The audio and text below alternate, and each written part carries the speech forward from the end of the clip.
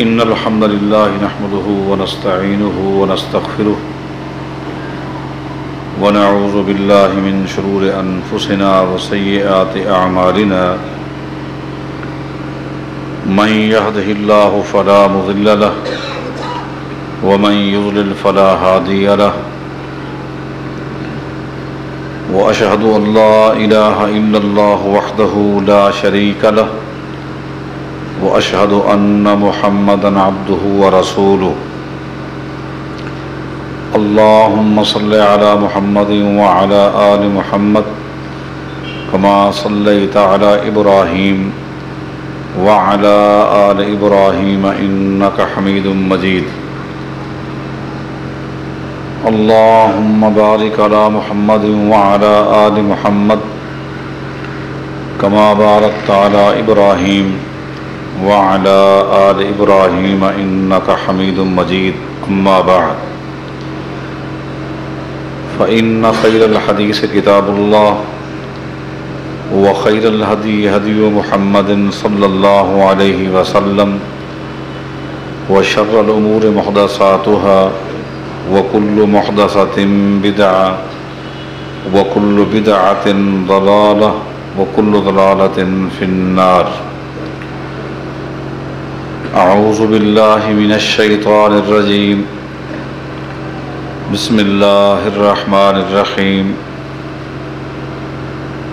لقد رضي الله عن المؤمنين إذ يبايعونك تحت الشجرة فعلم ما في قلوبهم فأنزل السكينة عليهم وأصابهم فتحا قريبا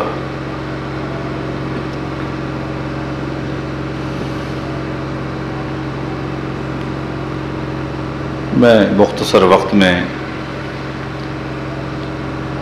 صحابہ کرام رضوان اللہ علیہم اجمعین کی عظمت، ان کے مقام اور ان کی شان، اور پھر صحابہ کرام میں عظمت کے لحاظ سے جو طبقات ہیں وہ آپ کے سامنے پیش کروں گا۔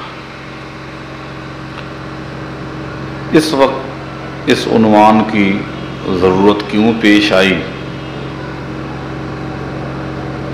پہلا نقطہ تو یہ ہے، صحابہ کرام کی عظمت، ان سے محبت اور تعلق ہمارے ایمان کا حصہ ہے،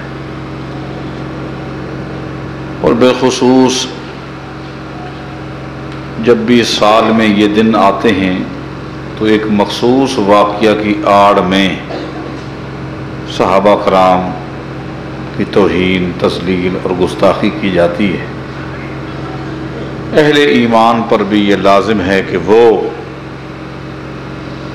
ان کے مقابلے میں ان مبارک ہستیوں کی شان کو اور عظمت کو سنیں اور سنائیں۔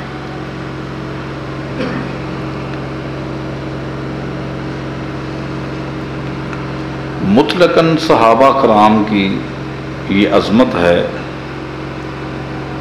رسول کریم صلی اللہ علیہ وسلم کا فرمان ہے، لا تسبوا اصحابی، خبردار میرے صحابہ کی بے ادبی نہیں کرنی، گستاخی نہیں کرنی، توہین نہیں کرنی، کوئی ایسا جملہ زبان سے نہیں نکالنا جس میں میرے صحابہ کی کوئی توہین یا تذلیل یا اہانت کا پہلو پایا جائے۔ آگے فرمایا کہ تمہیں معلوم نہیں کہ لو ان احدکم انفق مثل احد ذهبا،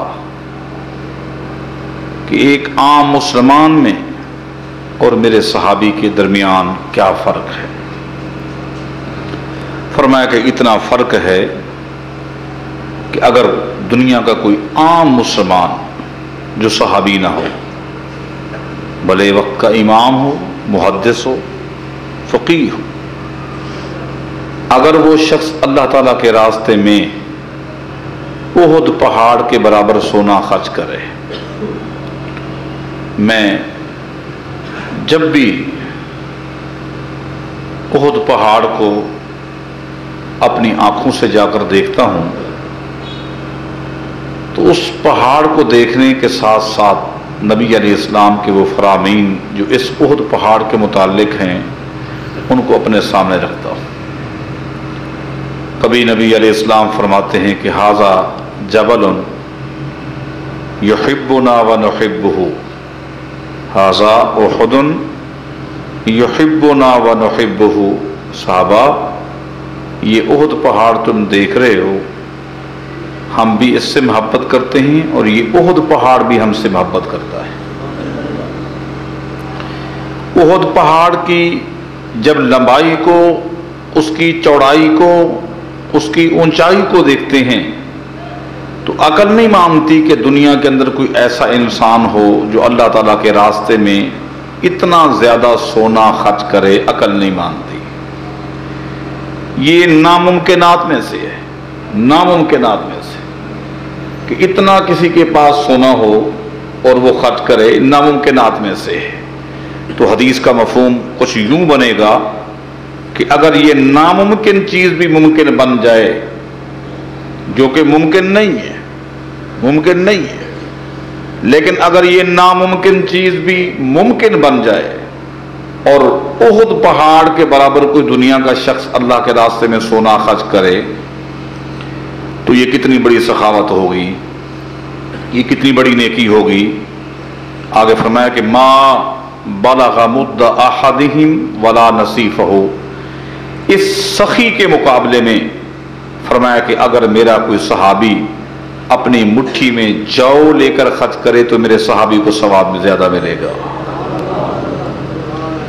یہ صحابہ کرام کی عظمت ہے، یہ ان کی شان ہے، یہ ان کا مقام ہے۔ ایک حدیث میں ہے لا تزالون بخیر ما دام فیکم من رآنی وصاحبنی۔ فرمایا لوگو، میری امت اس وقت تک اللہ تعالیٰ کی رحمت کے سائے تلے رہے گی۔ اللہ تعالیٰ کی رحمت کا سایہ ہے، وہ ایک سائبان ہے، وہ ایک چھتری ہے۔ میری پوری کی پوری امت اس وقت تک اللہ تعالیٰ کی رحمت کے سائے تلے رہے گی جب تک زمین کی پشت پر میرا ایک صحابی بھی باقی رہے گا۔ یہ صحابہ کرام کی عظمت ہے، یہ صحابہ کرام کی شان ہے۔ مطلقاً لا تمس النار مسلمن رآنی ولا من رآ من رآنی۔ امام ابو نعیم سے لکھ رہے ہیں، فرمایا کہ جس شخص نے ایمان کی حالت میں مجھے دیکھ لیا ہے، ایک لمحے کے لیے بھی وہ شخص جہنم میں نہیں جائے گا۔ اور فرمایا کہ اگر کسی نے مجھے نہیں دیکھا اور میرے دیکھنے والے کو دیکھ لیا ہے تو اس پر بھی اللہ تعالیٰ نے جہنم کی آگ کو حرام کیا ہے۔ حدیث کے راوی ایک دن یہ حدیث اپنے بھتیجے کو بیان کر رہے تھے، اور حدیث بیان کرنے کے بعد بھتیجے سے کہتے ہیں کہ یبن اخی، بھتیجے حدیث تو نے سن لی ہے، اب آگے خوشخبریاں سن۔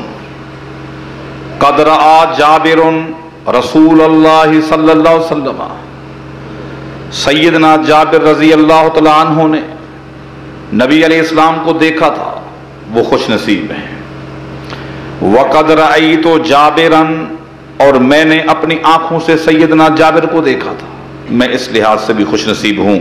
وقد رأیتنی، تو بھی خوش نصیب ہے کہ تو نے مجھے دیکھ لیا ہے۔ خیر القرون کرنی، یہ بہترین لوگ ہیں، بہترین لوگ ہیں۔ سعید بن زید رضی اللہ تعالیٰ عنہ سے موقوفاً ابو داؤد میں روایت موجود ہے، فرماتے ہیں کہ لموقف ساعۃ مع رسول اللہ صلی اللہ علیہ وسلم یغبر فیہ وجہہ افضل من عمل احدکم ولو عمر عمر نوح علیہ السلام۔ فرمایا کہ تمہیں معلوم ہونا چاہیے کہ صحابہ کی کیا شان ہے، کیا عظمت ہے۔ فرمایا کہ اگر किसी शख्स को अल्लाह ताला इतनी उम्र दे दे जो उम्र अल्लाह ताला ने नूह अलैहिस्सलाम को दी थी। नूह अलैहिस्सलाम की उम्र के बारे कोई नस्से सरीह नहीं है, अहले इल्म की अकवाल हैं। इनमें से एक राजे कौल ये है कि नूह अलैहिस्सलाम को अल्लाह ताला ने 1400 साल की जिंदगी दी थी, 1400 साल की जिंदगी दी थी, और नबूवत वाली जिंदगी जो है वो 950 साल की है। 950 साल दावत और तबलीग की जिंदगी है। फरमाया कि अगर अल्लाह ताला किसी शख्स को इतनी उम्र दे दे जितनी अल्लाह ताला ने नूह अलैहिस्सलाम को दी थी, और वो शख्स ये पूरी की पूरी जिंदगी दीनदारी में गुजार दे, इबादत में गुजार दे, कभी अल्लाह ताला की नाफरमानी ना करे, तो बताओ कि इस शख्स ने कितनी नेकियां की हैं, कितनी इबादतें की हैं, इसके पास कितने नेक अमाल होंगे कि 1400 साल इस बंदे ने दीन पर गुजारा है। फरमाया कि एक शख्स ये है जिसने इतना जिंदगी नेकियां की हैं, नेकियों के अंबार लगे हुए हैं, और इसके मुकाबले में अगर किसी शख्स ने ईमान की हालत में खाली खड़े खड़े अल्लाह के पैगंबर के खाली चेहरे को देख लिया है, जो चेहरे के देखने का अजर जो है वो इससे ज्यादा है। हजरात, ये सहाबा कराम की फजीलत है, ये शान है, ये उनका मकाम है। इसी सहाबियत के दर्जे को हासिल करने के लिए लोगों ने मेहनती की, सफर किया, लेकिन इसका ताल्लुक मेहनत से नहीं है। ये तमगा कोशिश और मेहनत से नहीं मिला, बल्कि ज़ालिका फ़ज़्लुल्लाह युअतीहि मन यशा, ये अल्लाह ताला का फजल था, अल्लाह ने जिसको चाहा अता कर दिया। अगर मेहनत और कोशिश से ये तमगा मिलता तो इमाम सुनाबही के बारे उलमा से पूछे, कितना उसने तवील सफर किया, वतन को छोड़ा, इलाके को छोड़ा, खानदान बिरादरी को छोड़ा, ईमान ला चुके हैं, अकीदा समझ चुके हैं, आमाल समझ चुके हैं, सिर्फ नबी अलैहिस्सलाम को देखने के लिए मदीना की तरफ आ रहे हैं ताकि सहाबा कराम की फहरिस्त में मेरा नाम आ जाए। सफर किया और मदीना मुनव्वरा पहुंच गए। यहां पहुंचने के बाद इनकी सबसे पहली मुलाकात होती है सैयदना उबादा बिन सामित रजी अल्लाह तआला अन्हु से। उनसे पूछते हैं कि नबी अलैहिस्सलाम कहाँ हैं। सैयदना उबादा बिन सामित रजी अल्लाह तआला अन्हु बताते हैं कि एक हफ्ता पहले अल्लाह के पैगंबर फौत हो गए हैं। मेहनत की लेकिन इस फहरिस्त में शामिल न हो सके। इमाम ज़हबी रहमहुल्लाह ने तज़किरतुल हुफ़ाज़ के अंदर सुवैद बिन गफला का तज़किरा किया है, जो बड़ी मेहनत और मुशक्क़त के बाद मदीना पहुंचे। बावजूद इसके कि औलाद ने मना किया कि ये उम्र का तकाजा नहीं है कि आप इतना तवील सफ़र करें, लेकिन ख्वाहिश थी कि हो सकता है कि एक लम्हा भी नबी अलैहिस्सलाम को देख लूं और सहाबा कराम की लिस्ट में शामिल हो जाऊं। मदीना पहुंच गए। मदीना की पहली गली में जो हम ये दाखिल होते हैं, सामने देखते हैं कि एक बहुत बड़ी तादाद में लोग आ रहे हैं। जब वो करीब आए, उनसे पूछा कि मैं अल्लाह के रसूल सल्लल्लाहु अलैहि वसल्लम को मिलने के लिए आया हूँ, आप कहाँ मिलेंगे। उस काफिले ने बताया कि इसी वक्त अभी अभी हम नबी अलैहिस्सलाम को सपुर्द खाक करके अपने घरों में जा रहे हैं। अभी हमने दफन किया है सैयदा आयशा के हुजरे में, आप मदफून हैं और अब हम अपने घरों में जा रहे हैं। ये एक एजाज था, ये एक तमगा था, अल्लाह ताला ने जिसको चाहा अता कर दिया। ये मुतलकन सहाबा कराम की अजमत है जो हमारे ईमान का हिस्सा है। پھر صحابہ کرام میں عظمت کے لحاظ سے درجات ہیں، طبقات ہیں۔ مثلا افضل الصحابۃ اہل الحدیبیہ، افضل الصحابۃ اہل الحدیبیہ، تمام صحابہ کرام میں پھر افضل ترین صحابہ، تمام صحابہ کی شان سن لیا آپ نے، ان تمام صحابہ کرام میں پھر افضل ترین لوگ وہ تھے جو حدیبیہ کے کنویں پر نبی علیہ الصلوۃ والسلام کے ساتھ تھے۔ حدیبیہ کے کنویں پر جس وقت عثمان غنی رضی اللہ عنہ کے بارے اطلاع ملی کہ ان کو شہید کر دیا گیا ہے، یہ حدیبیہ کے کنویں پر 1400-1500 کے قریب صحابہ کرام تھے۔ یہ تمام صحابہ کرام میں افضل ترین لوگ ہیں۔ یہ وہ لوگ ہیں جن کے بارے اللہ تعالیٰ فرماتا ہے لقد رضی اللہ عن المؤمنین اذ یبایعونک تحت الشجرہ فعلم ما فی قلوبہم فانزل السکینۃ علیہم وَأَصَابَهُمْ فَتْحًا قَرِيبًا۔ پانی پلا دیں۔ اللہ تعالیٰ فرماتا ہے کہ لَقَدْ رَضِيَ اللَّهُ عَنِ الْمُؤْمِنِينَ، اے میرے پیغمبر صلی اللہ علیہ وسلم، اللہ تعالیٰ ان مؤمنین سے راضی ہو گیا ہے۔ یہ وہ خوش نصیب ہیں جن کو اللہ تعالیٰ نے مؤمنین کہا ہے، جن کے ایمان کی صداقت، ایمان کی تصدیق اللہ تعالیٰ فرما رہا ہے اپنی کتاب میں کہ میں ان مؤمنین سے راضی ہو گیا ہوں۔ میں یہاں ضمناً آپ سے پوچھتا ہوں، جس جماعت کو اللہ تعالیٰ مؤمنین کہے کہ یہ ایمان والے ہیں، یہ ایمان والے ہیں، یہ مؤمنین ہیں، اگر دنیا کا کوئی شخص، دنیا کی کوئی قوم یا جماعت ان کے ایمان میں شک کرے، ان کو مومن نہ کہے، نعوذ باللہ کہے کہ یہ منافق تھے، ان میں نفاق تھا، ان میں کھوٹ تھا، زہری دعوے تھے،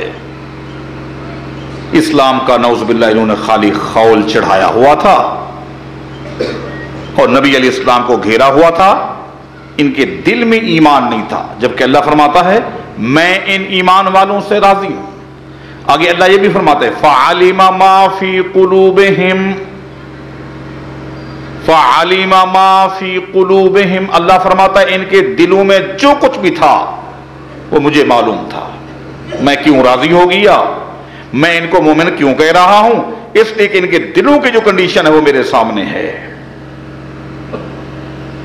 فَأَنزَلَ السَّكِينَةَ عَلَيْهِمْ، ان کے دلوں کے ایمان کو دیکھ کر اللہ تعالیٰ نے ان پر سکینت، طمانینت اور سکون کو نازل کیا۔ جن کے دلوں کی صفائی کی گواہی کون دے؟ اللہ تعالیٰ۔ جن کے ایمان کی گواہی اللہ تعالیٰ دے، ان کے بارے اگر یہ کوئی کہے گا تو اس طرح کے غلیظ جملے ان صحابہ پر تو نہیں آ سکتے، البتہ واپس ان کے ماتھے کے ساتھ وہ چسپاں ہو جائیں گے، وہی بات وہی چسپاں ہو جائے گی۔ یہ وہ لوگ ہیں جن سے اللہ تعالیٰ فرماتا ہے کہ میں راضی ہو گیا، لقد رضی اللہ عن المؤمنین، میں ان سے راضی ہو گیا۔ یہ کتنی بڑی بات ہے۔ اس آیت پر، یہ سورہ فتح کی آیت ہے، اس آیت پر تھوڑا سا غور تو کریں۔ کتنے مراحل کے بعد، کتنے مراحل کے بعد ایک آدمی دنیا سے جب چلا جاتا ہے، پھر مرحلہ قبر کا آتا ہے، وہاں ایک خطرناک مرحلہ ہے، اس مرحلے میں اگر وہ کامیاب ہو گیا پھر قیامت کے دن کا مرحلہ ہے، پھر وہاں 3 موڑ ہے، ہر موڑ میں اگر وہ کامیاب ہو گیا، حتیٰ کہ پل صراط کو بھی اگر وہ شخص کراس کر گیا اور جنت میں داخل ہو گیا، تو آج اللہ تعالیٰ ان سے پوچھے گا تمہیں کیا چاہیے۔ اتنے مراحل طے کرنے کے بعد جب یہ لوگ جنت میں پہنچیں گے تو اللہ تعالیٰ ان سے پوچھے گا جنتیو تمہیں کیا چاہیے؟ یہ کہیں گے اللہ ہمیں سب کچھ مل گیا، باغات مل گئے، محلات مل گئے، नहरों के मालिक बन गए, अल्लाह हम और क्या चाहें? अल्लाह ताला फरमाएगा नहीं, मेरी जो सबसे बड़ी नेमत थी वो अभी तक बाकी है, वो मैंने तुम्हें नहीं दी। अल्लाह इस जन्नत से बढ़कर भी कोई नेमत है? अल्लाह फरमाएगा जी हाँ, इससे बढ़कर मेरी नेमत ये है, मैं आज ऐलान करता हूं तुम तमाम जन्नतियों से मैं राजी हो गया हूं, आज के बाद कभी नाराज नहीं होगा।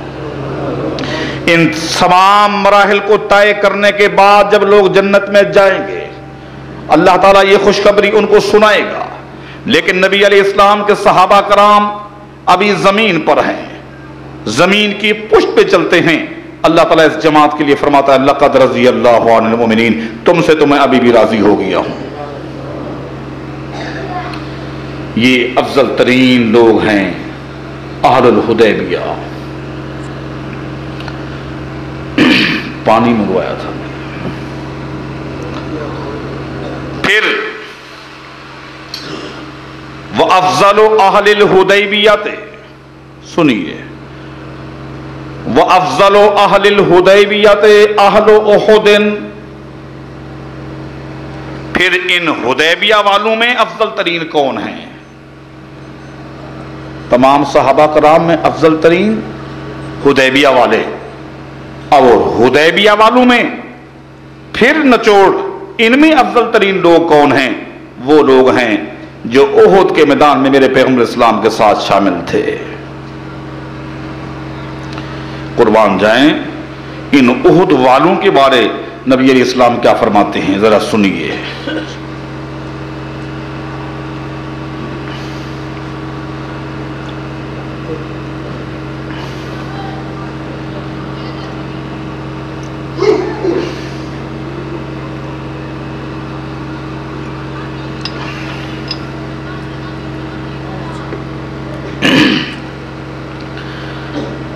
जब लोग कामयाब हो जाएंगे क़यामत के दिन, बराह रास्त जन्नत में जाने वाले लोग जो एक लम्हे के लिए भी जहन्नम नहीं जाएंगे, उनको भी अल्लाह ताला थोड़ी देर के लिए जहन्नम जरूर दिखलाएगा कि अगर तुम लोग मेरी इबादत ना करते, मेरी इताअत ना करते तो इस जहन्नम में जाते।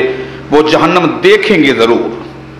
अल्लाह फरमाएगा ये जहन्नम है, इसको देखो, मैंने तुम्हें निजात दे दी, तुमने इबादत का हक अदा किया। अगर तुम सीधे रास्ते पे ना चलते तो इस जहन्नम में जाते जहां और लोग पड़े हुए हैं, उनको दिखलाते ही जन्नत में भेज दिया जाएगा। लेकिन मेरे नबी इस्लाम फरमाते हैं उहुद में जो लोग मेरे साथ शामिल थे, इनको अल्लाह ताला जहन्नम दिखलाएगा भी नहीं, बगैर दिखलाए जन्नत भेज देगा। ये लोग हैं जो उहुद के मैदान में थे। व अफजलो अहले उहुदिन अहलो बदरिन, फिर इन उहुद वालों में अफजल कौन है? जरा तरतीब को सुनते आइए। दुआ भी करें अल्लाह मुझे सेहत दे और मुझे कुछ कहने की तौफीक अता फरमाए। इन उहुद वालों में फिर अफजल तरीन कौन लोग हैं? अहले बद्र हैं। वो 313 हैं जो बदर के मैदान में नबी अलैहिस्सलाम के साथ थे, जिनके बारे कल लड़ाई होनी है। आज रात नबी अलैहिस्सलाम सजदे में पड़े हुए और अल्लाह ताला की आगे दरख्वास्त कर रहे हैं कि अल्लाह, जब से तूने मुझे नबूवत दी है मैं मेहनत में लगा रहा, बस मेरी ये पूरी मेहनत की पूंजी है जो आज बदर के मैदान में लेकर आया हूं। अगर ये मेरी मेहनत, ये मेरी पूंजी खत्म हो गई, ऐ अल्लाह, फिर जमीन पर तेरा नाम लेने वाला कोई नहीं होगा। बस मेरी मेहनत यही है, मेरा सरमाया यही है, मेरी पूंजी यही है। ये सारी की सारी पूंजी आज बदर के मैदान में लेकर आया हुआ हूं, ये मेरी पूंजी है। अगले दिन लड़ाई हुई। अब आप सुने, अल्लाह ताला ने कामयाबी अता फरमाई। एकदम सहाबा कराम ने नबी अलैहिस्सलाम को मुस्कुराते हुए देखा। आप मुस्कुरा रहे हैं।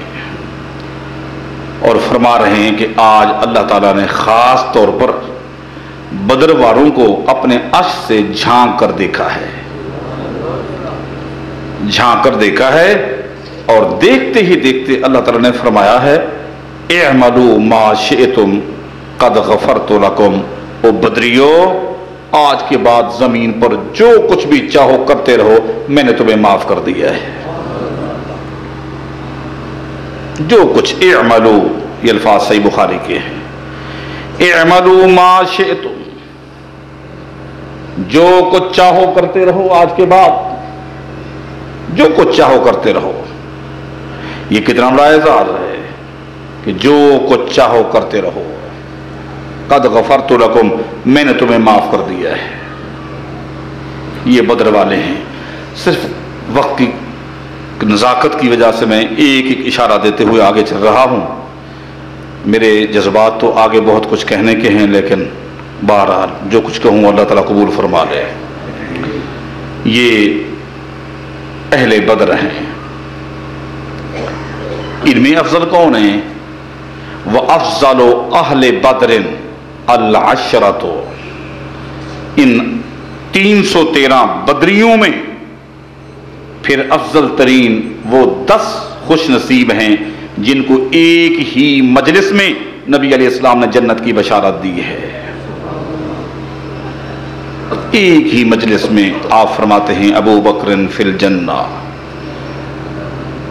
سعید بن زید رضی اللہ تعالیٰ عنہ شاگردوں کو یہ حدیث سنا رہے تھے کہ ایک دن ایک مجلس میں نبی علیہ الصلوۃ والسلام نے 10 خوش نصیبوں کو جنت کی خوشخبری دی اور نام لے کر دی، پھر حدیث سنائی۔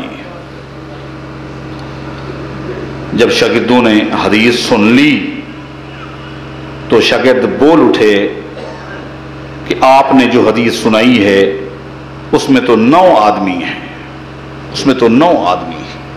آپ فرماتے ہیں کہ نبی علیہ الصلوۃ والسلام نے 10 آدمیوں کو نام لے کر جنت کی خوشخبری دی ہے، لیکن آپ نے جو حدیث سنائی ہے اس میں تو 9 آدمی۔ سعید بن زید کہتے ہیں اگر خاموش رہ جاتے تو میں بھی خاموش رہ جاتا، اگر تم بول پڑے ہو تو پھر سن لو، 10واں خوش نصیب میں ہوں۔ میرا بھی اللہ کے رسول نے نام لیا تھا اور فرمایا تھا وَالسَّعِيدُ فِي الْجَنَّةِ، سعید بھی جنتی ہے۔ یہ 10 خوش نصیب ہیں جن کو ایک مجلس میں، ویسے سن لیجئے مختلف مقامات پر مختلف صحابہ کرام کو جنت کی بشارتیں ملی، لیکن ایک ہی مجلس میں 10 خوش نصیبوں کو نام لے کر جنت کی خوشخبری دی گئی۔ یہ افضل ترین لوگ ہیں، ان کو عشرہ مبشرہ کہتے ہیں۔ وَأَفْضَلُ الْعَشْرَةِ الْخُلَفَاءُ الْأَرْبَعَةُ، پھر ان 10 خوش نصیبوں میں افضل ترین لوگ خلفائے راشدین ہیں۔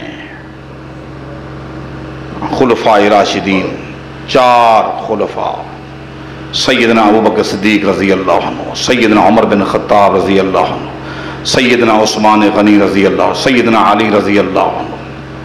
ان 10 میں پھر یہ 4 خوش نصیب افضل ترین ہیں جن کے بارے نبی علیہ السلام فرماتے ہیں علیکم بسنتی وسنت الخلفاء الراشدین المہدیین۔ لوگوں،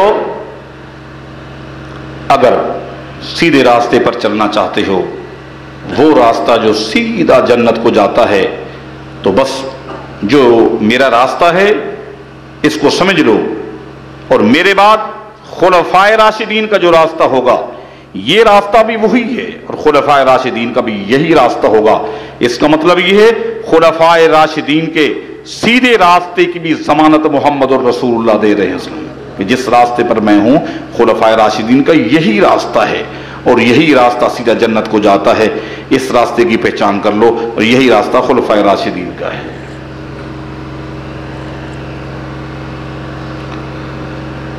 حضرات، ان خلفائے راشدین میں پھر وَأَفْضَلُ الْخُلَفَاءِ الْأَرْبَعَةِ ابو بکر رضی اللہ عنہ، ان خلفائے راشدین میں پھر افضل ترین انسان سیدنا ابو بکر صدیق رضی اللہ تعالیٰ عنہ۔ اے اللہ، میں تیرے فیصلوں پر قربان جاؤں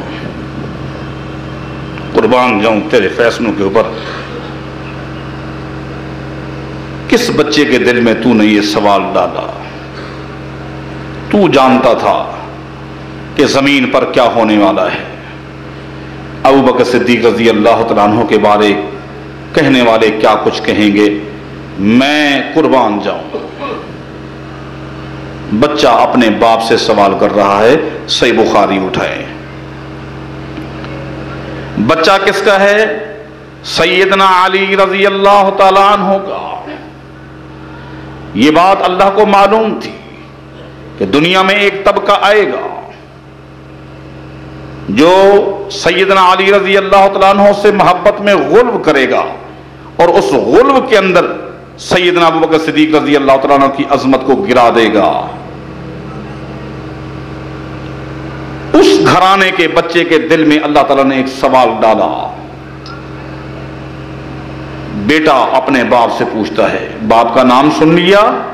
سیدنا علی رضی اللہ تعالیٰ عنہ، ان کی عظمت کو بھی ہم مانتے ہیں، سیدنا علی کی شان کو بھی ہم مانتے ہیں۔ بچہ سوال کرتا ہے، سوال کیا ہے؟ سوال یہ ہے، ای الناس خیر بعد النبی صلی اللہ علیہ وسلم۔ بچہ کہتا ہے، بابا یہ تو بتائیں کہ نبی علیہ الصلوۃ والسلام کے بعد زمین پر افضل ترین انسان کون ہے؟ اللہ اکبر۔ قال ابو بکر، سیدنا علی نے فرمایا، بیٹا اللہ کے نبی کے بعد زمین پر افضل ترین انسان ابو بکر صدیق ہیں رضی اللہ۔ اللہ تعالیٰ نے سیدنا علی کی زبانی یہ جملے کہلوا دیے تاکہ اس کو ماننے والے اگرچہ غلب کی شکل میں مانتے انہیں پتہ ہونا چاہیے کہ سیدنا علی کے نزدیک افضل ترین انسان کون تھے اس امت میں۔ بچہ کہتا ہے کہ میں نے بابا سے پھر سوال کر دیا، یہ حدیث صحیح بخاری میں ہے، میں نے اپنے بابا سے پھر سوال کر دیا، ثم من، بابا یہ تو بتائیں کہ ابو بکر صدیق رضی اللہ تعالیٰ عنہ کے بعد کون ہے؟ قال عمر، سیدنا علی نے فرمایا، بیٹا ابو بکر صدیق کے بعد اس زمین پر افضل ترین انسان عمر بن خطاب ہے رضی اللہ عنہ۔ چھوٹا سا بچہ ہے، بچہ بہت ذہین ہے، بچہ پھر ذہین، ان کی ذہانت کا اندازہ لگائے۔ بچہ کہتا ہے کہ پھر مجھے خطرہ لاحق ہو گیا کہ اب میں نے اگر اسی طرح سوال کیا تو کہیں بابا عثمان کا نام نہ لے دیں، اس لیے میں نے سوال کا طریقہ کار تبدیل کر دیا اور میں نے کہا ثم انت، بابا پھر تو آپ ہے نا؟ یہ میں نے پوچھا، ثم انت، پھر تو آپ ہے نا؟ سیدنا علی نے فرمایا، بیٹا پھر بھی میں نہیں ہوں، پھر بھی میں نہیں ہوں۔ حضرات، یہ ترتیب جو مسلمانوں کے ہاں ہے، کافروں کے ہاں بھی اس وقت یہی ترتیب تھی، وہ بھی یہی سمجھتے تھے۔ آپ احد کے میدان کو ذرا تاریخ کے آئینے میں ذرا دیکھیں تو صحیح کہ وقتی طور پر جب مسلمانوں کو شکست ہوئی تو نتیجہ کیا نکلا؟ احد پہاڑ کے دامن میں کفار چھپے ہوئے ہیں، ان کا وڈیرا وہیں سے ایک سوال کرتا ہے، کون؟ ابو سفیان، جو بعد میں مسلمان ہو گئے رضی اللہ عنہ، وہیں سے سوال کرتا ہے، افیکم محمد، صلی اللہ علیہ وسلم۔ مسلمانوں یہ بتاؤ، کیونکہ بہت سارے صحابہ شہید ہو گئے تھے، اب کافروں کو یہ پتا نہیں تھا کہ کون ان میں مرا ہے کون نہیں مرا، اس لیے یہ جاننے کے لیے کہ ان کا لیڈر، ان کا قائد، ان کا امام موجود ہے یا وہ بھی دنیا سے چلا گیا، ابو سفیان نے پہاڑ کے دامن سے یہ سوال کیا، افیکم محمد صلی اللہ علیہ وسلم، او لوگوں، او مسلمانوں، یہ تو بتاؤ تمہارے اندر محمد موجود ہیں کہ نہیں، صلی اللہ علیہ وسلم۔ نبی علیہ السلام نے صحابہ کرام کو فرمایا کوئی جواب نہ دے، خاموش رہو، کوئی جواب نہ دے۔ جب اس کو جواب نہ ملا، اس کو یقین ہو گیا کہ محمد علیہ السلام فوت ہو گئے ہیں، اس نے پھر کس کا انتخاب کیا کہ ان کے قائد، ان کے لیڈر کے بعد پھر قائد کون ہو سکتا ہے؟ سنیے، امام اب کون ہو سکتا ہے، اب خلیفہ کون ہو سکتا ہے، کون ہو سکتا ہے؟ ابو سفیان پھر سوال کرتا ہے، افیکم ابو بکر رضی اللہ عنہ، مسلمانوں یہ بتاؤ کہ ابو بکر صدیق موجود ہیں کہ نہیں؟ نبی علیہ السلام نے فرمایا کہ کوئی جواب نہ دے، خاموش رہو۔ سب خاموش ہیں۔ جب اس کو جواب نہیں ملا تو اسے یقین ہو گیا کہ ابو بکر صدیق بھی دنیا سے چلے گئے ہیں۔ اس ابو سفیان نے پھر سوال کیا، افیکم عمر، کہ عمر بن خطاب تمہارے اندر موجود ہیں کہ نہیں؟ ترتیب دیکھیں، آج دنیا والے اس ترتیب کو کیسے بدل سکتے ہیں؟ فرشتوں کے ہاں یہی ترتیب، اللہ کے ہاں یہی ترتیب، اہل ایمان کے ہاں یہی ترتیب، اس دور کے کافر بھی اس ترتیب کو جانتے اور مانتے تھے۔ آج اگر اس ترتیب کو کوئی بدلے گا وہ خود بدل جائے گا، لیکن ترتیب تبدیل نہیں ہو سکتی، اس ترتیب کو آگے پیچھے نہیں کیا جا سکتا، بات سمجھ رہے ہیں؟ اس ترتیب کو نہیں بدلا جا سکتا، کسی کو پہلے لایا جائے اور کسی کو بالکل سرے سے ہٹا دیا جائے، یہ نہیں ہو سکتا۔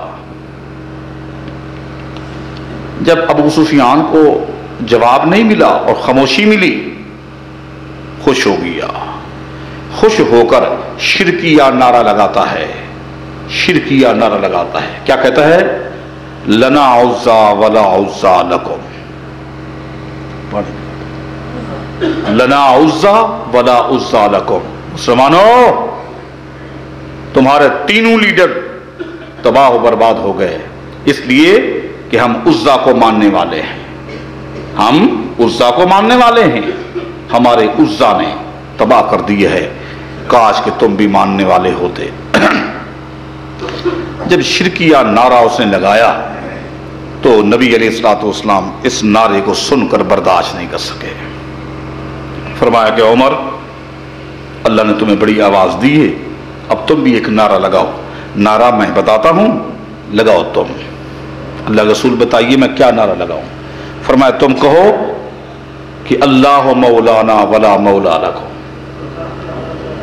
اور ظالموں اور کافروں، ہمارے سارے لیڈر زندے ہیں، سب زندہ ہیں، کائنات کے امام محمد الرسول اللہ بھی زندہ ہے، ابو بکر صدیق بھی، عمر بھی زندہ ہے۔ اللہ مولانا، ہم محفوظ ہیں اس لیے کہ ہم اللہ کو ماننے والے ہیں، ہمارے اللہ نے ہماری حفاظت کی ہے، ولا مولا لکم، اور تمہاری حفاظت نہیں ہو سکتی اس لیے کہ تم اللہ کو ماننے والے نہیں ہو، وہ ہمارا مددگار ہے۔ یہ ترتیب ہے، اس لیے خلفائے راشدین کی جو ترتیب ہے یہی ترتیب ہے، جس میں سب سے پہلے کون ہے؟ ابو بکر صدیق رضی اللہ عنہ، اور یہ ترتیب خود نبی علیہ الصلوۃ والسلام سے ثابت ہے، خود ثابت ہے۔ یہ اس ترتیب کو جو اے دن روزانہ 3 مرتبہ خود سختہ آذان کی شکل میں اس کو بدلنے کی کوشش کی جاتی ہے، اس طرح کے جملے کہہ کر کے علی ولی اللہ ہے، وصی رسول اللہ ہے، وخلیفۃ بلا فصل، یہ اہل ایمان کے لیے ایک چیلنج ہے۔ روزانہ دن میں 3 مرتبہ اس طرح کی ترتیب بدل کر گمراہ کرنے کی کوشش کی جاتی ہے، نئی ترتیب یہی ہے، ترتیب یہی ہے۔ حضرات، جو میرا ایک سوال ہے، یہ سوال سب سے پوچھو، ہر تنظیم سے پوچھو، ہر جماعت سے پوچھو کہ بیت المال کس کے پاس ہوتا ہے، تو اس کا جواب یہی ملے گا، جو جماعت کا امیر ہوگا بیت المال اسی کے پاس ہوگا۔ بیت المال جماعت کے امیر کے پاس ہوتا ہے، جماعت کا جو امام ہے، جو امیر ہے، بیت المال اسی کے پاس ہوتا ہے، اور اس کے حکم سے، اس کی اجازت سے بیت المال کو خرچ کیا جاتا ہے۔ اس میں کسی کا کوئی اختلاف نہیں، کسی کا بھی کوئی اختلاف نہیں۔ زمین پر رہنے والا کوئی شخص بتا دے کہ نہیں یہ ترتیب نہیں ہے، سب یہی مانتے ہیں۔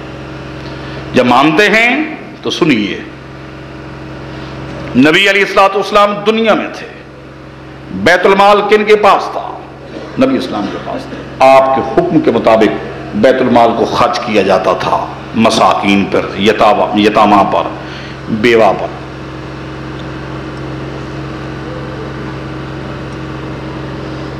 آپ کے پاس تھا۔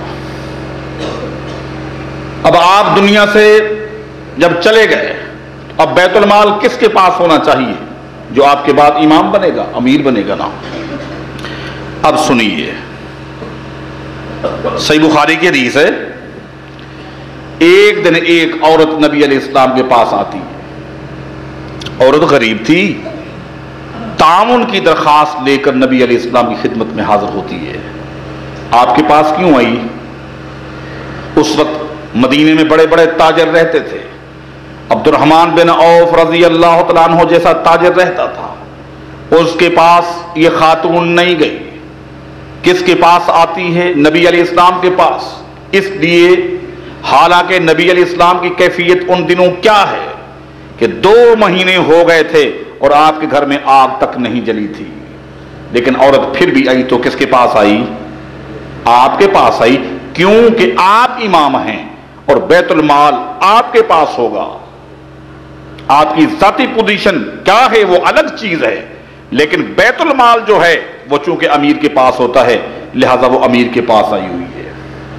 امیر کی ذاتی کنڈیشن کیا ہے کہ 2 مہینے ہو گئے اور آپ کے گھر میں آگ نہیں جلی، لیکن خاتون پھر بھی آپ کے پاس آئی ہوئی ہے اور تعاون کی درخواست کر رہی ہے۔ اتفاق ہے کہ بیت المال اس وقت کمزور ہے، ضروری تو نہیں کہ ہر وقت فنڈ پڑا ہوا۔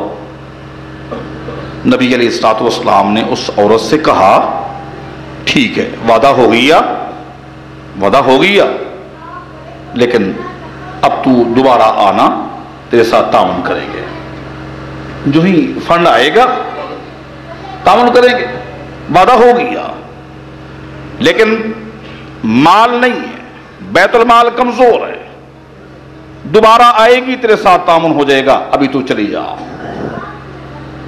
اس عورت نے جاتے جاتے نبی علیہ السلام سے ایک سوال کیا، صحیح بخاری اٹھائے، اس نے سوال کیا کیا؟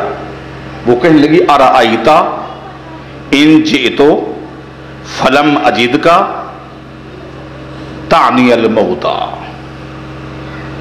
اس عورت نے کہا، اچھا یہ تو بتائیں، میں ابھی چلی جاتی ہوں اور اگر میں دوبارہ کچھ پیریڈ کے بعد آؤں اور آپ کو نہ پاؤں، آپ دنیا سے چلے گئے ہوں، پھر میں کیا کروں؟ مطلب یہ ہے کہ اگر پھر میں آؤں، اگر آپ فوت ہو گئے ہوں، دنیا سے چلے گئے ہوں، پھر پتہ نہیں کون ہو، نئے سرے سے ایک مسئلہ، مجھے یہ بتا دیں کہ اگر میں آؤں اور آپ نہ ہوں۔ راوی کہتے ہیں تعنی الموتا، اس عورت کا مقصد یہ تھا، اگر میں آؤں اور آپ دنیا سے چلے گئے ہوں، پھر میں کس کے پاس جاؤں؟ نبی علیہ السلام سمجھ گئے۔ آپ فرماتے ہیں، ان جئتے فلم تجدینی فاتی ابا بکر، اگر تو آئے اور مجھے نہ پائے تو پھر یہی مسئلہ ابو بکر صدیق کے پاس رکھنا۔ اتنی وضاحت فرما رہے ہیں کہ آج بیت المال جو میرے پاس ہے، میرے جانے کے بعد یہی بیت المال ابو بکر صدیق کے پاس ہوگا رضی اللہ۔ حضرات، سب کا اس نقطے پر اتفاق ہے کہ انبیاء کے خواب سچے، انبیاء کے خواب، جو شخص کسی پیغمبر کے کسی ایک خواب کو بھی سچا نہیں مانے گا وہ دین اسلام سے خارج ہو جائے گا۔ اگر انبیاء کے خواب سچے نہ ہوتے تو سیدنا ابراہیم علیہ السلام چھری ہاتھ میں لے کر اپنے بیٹے کو ذبح کرنے کے لیے نہ آتے، بلکہ کہتے کہ ہو سکتا ہے یہ شیطانی نعوذ باللہ خواب ہوگا، یہ وسوسہ ہوگا، خیالی باتیں ہیں۔ نہیں، آئے اپنے خواب پر عمل کرنے کے لیے، اس لیے کہ خواب دیکھنے والے پیغمبر ہیں۔ بچے کی ماں پڑھی لکھی ہے، سیدہ ہاجرہ علیہ السلام پڑھی لکھی خاتون ہے، پڑھی لکھی خاتون ہے، علم کی سمندر ہے۔ جب ابراہیم علیہ السلام نے سیدہ ہاجرہ کو خواب سنایا تو انہوں نے بھی یہ نہیں کہا کہ ابراہیم یہ وسوسہ ہے، آدمی خواب میں بہت کچھ دیکھتا رہتا ہے، لیکن نہیں، انہیں معلوم تھا یہ وقت کے پیغمبر ہیں اور نبی کا خواب کیسا ہے۔ بچے کے سامنے جب خواب پیش کیا، بچے نے بھی کیا کہا؟ یا ابت افعل ما تؤمر ستجدنی انشاءاللہ من الصابرین۔ یہ نہیں کہا بچے نے کہ بابا جو آپ نے خواب دیکھا ہے اس پر عمل کریں، یہ نہیں کہا، قربان جائیں۔ بچے نے کیا کہا؟ بچے نے کہا بابا جو کچھ اللہ تعالیٰ نے آپ کو حکم دیا ہے عمل کریں۔ بچہ بھی جانتا ہے کہ یہ حکم جو تھا ذبح کرنے کا، یہ کس کا تھا؟ ایک اللہ کا تھا۔ نبی علیہ السلام نے خواب دیکھا ایک دن اور آپ نے صحابہ کرام کو خواب سنایا، فرمایا کہ میں نے خواب دیکھا ہے۔ خواب کیا دیکھا ہے؟ کہ ایک کنواں ہے، اس کنویں کے اوپر میں کھڑا ہوا ہوں اور میرے ہاتھ میں ڈول ہے، یہ حدیث صحیح بخاری کی ہے، صحیح مسلم کی بھی ہے، میرے ہاتھ میں ڈول ہے اور ڈول کے ذریعے میں پانی نکال نکال کر لوگوں کو پلا رہا ہوں، لوگ پی رہے ہیں۔ کافی دیر میں پانی پلاتا رہا، جب میں تھک گیا تو وہ ڈول میں نے ابو بکر صدیق کو دے دیا رضی اللہ۔ آپ اندازہ لگائیں، قربان جائیں۔ اس کی تعبیر دنیا والے بتائیں، اگر یہ نہیں ہے تو اور کیا تعبیر ہو سکتی ہے آپ بتائیں۔ فرمایا کہ میں نے پھر وہ ڈول ابو بکر صدیق رضی اللہ عنہ کو دے دیا، لیکن ابو بکر صدیق نے صرف 2 ڈول نکالے۔ کتنے نکالے؟ ابو بکر صدیق کی خلافت کا پیریڈ کتنا ہے؟ اللہ اکبر کبیرہ، 2 ڈول نکالے۔ اس کے بعد تھک گئے، پھر وہی ڈول ابو بکر صدیق نے عمر بن خطاب کو دے دیا رضی اللہ۔ میرے عمر نے اتنا پانی نکالا کہ مشرق اور مغرب کے لوگ آ رہے تھے اور پانی پی رہے تھے، لوگ خود بھی پانی پی رہے تھے، اپنے جانوروں کو بھی پانی پلا رہے تھے۔ اور حقیقت بھی یہی ہے کہ عمر بن خطاب رضی اللہ تعالیٰ عنہ کے دور خلافت میں جب مدینہ کے اوپر بادل آتے لوگ خوش ہو جاتے کہ بادل برسیں گے، ہریالی آئے گی، سبزہ اگے گا، فصلیں اگیں گی، جانور کھیت کھائیں گے اور موٹے ہوں گے، دودھ۔ اچانک جب بادل بغیر برسے چلے جاتے لوگ پریشان ہو جاتے کہ بادل نہ برسے۔ سیدنا عمر فرماتے پریشان کیوں ہوتے ہو، یہاں نہیں برسے تو کسی اور جگہ برسیں گے تو وہاں سے یا زکوٰۃ آئے گی یا جزیہ آئے گا، جانے دو۔ یہ کہاں جاتے ہیں؟ مصر جا کے برسیں گے تب بھی ہمارے پاس زکوٰۃ آئے گی، جانے دو۔ شام جا کے برسے یا یہاں زکوٰۃ آئے گی یا جزیہ آئے گا، جانے دو، مال اللہ کی توفیق سے ہمارے پاس آئے گا، گھبراتے کیوں ہو؟ حضرات، افضل ترین اس امت کی شخص کون ہیں؟ ابو بکر صدیق رضی اللہ عنہ۔ میں بات کو ختم کرتا ہوں، صرف 1-2 جملے کہتا ہوں۔ اب جو بات آپ کو بتا رہا ہوں، جو عظمت ابو بکر صدیق کی رضی اللہ بتا رہا ہوں آپ کو، ایڑی چوٹی کا دنیا والے زور لگائیں، اس عظمت میں فرق لا کر دکھلائیں یا اس عظمت کا مقابلہ کر کے دیکھیں۔ ایڑی چوٹی کا زور لگائیں، وہ یہ ہے صحابہ کرام میں صرف ایک گھر ایسا ہے، صرف ایک گھر ایسا ہے جس گھر کی 4 نسلیں صحابہ کرام ہیں، اور یہ گھر میرے ابو بکر صدیق کا ہے رضی اللہ۔ 4 نسلیں، باپ صحابی، بیٹا صحابی، پوتا صحابی، پڑوتا صحابی، 4 نسلیں صحابہ کرام کا درجہ رکھتی ہیں۔ یہ ایک گھر ہے اور یہ گھر میرے ابو بکر صدیق کا ہے رضی اللہ۔ جاؤ اس عظمت کا مقابلہ کر کے لاؤ، یا اس ترتیب کو بدل کر رکھو۔ صحابہ کرام میں ایسے گھر ملیں گے، 2 پشتے صحابہ کی یا 3 پشتے، یکے بعد دیگرے 4 نسلیں، 4 پشتے صحابہ کرام ہوں۔ یہ عظمت کس کو حاصل ہے؟ سیدنا ابو بکر صدیق رضی اللہ تعالیٰ عنہ کی۔ میں نام بتا دوں تاکہ بعد میں آپ کو کوئی پریشان نہ کرے کہ وہ کون ہیں۔ ابو قحافہ صحابی ہیں رضی اللہ عنہ۔ ابو قحافہ فتح مکہ کے موقع پر مسلمان ہوتے ہیں، وہ صحابی ہیں ابو قحافہ رضی اللہ عنہ۔ ابو قحافہ کے بیٹے ابو بکر صدیق صحابی ہیں رضی اللہ عنہ۔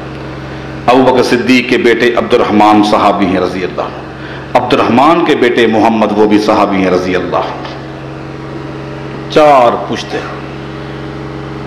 بلکہ دونوں طرف سے 4 پشتے ہیں، بیٹے کی طرف سے بھی اور بیٹی کی طرف سے بھی۔ اللہ اکبر، بیٹے کی طرف سے بھی اور بیٹی کی طرف سے بھی۔ اگر بیٹی کی طرف آتے ہیں تو ابو قحافہ صحابی، ان کے بیٹے ابو بکر صدیق صحابی، ابو بکر صدیق کی بیٹی اسما صحابی، اسما کے بیٹے عبداللہ بن زبیر وہ بھی صحابی۔ 4 پشتے، بیٹی کی طرف سے بھی اور بیٹی کی طرف سے 4 پشتے جس گھر کی صحابیت کا درجہ رکھتی ہوں، ان کو مقابلہ کر سکتا ہے؟ اللہ تعالیٰ صحابہ کرام کی عظمت کو سمجھنے کی اور دلوں مٹھانے کی توفیق عطا فرمائے۔ سبحان ربک رب العزت عما یصفون وسلام علی المرسلین والحمد للہ رب العالمین۔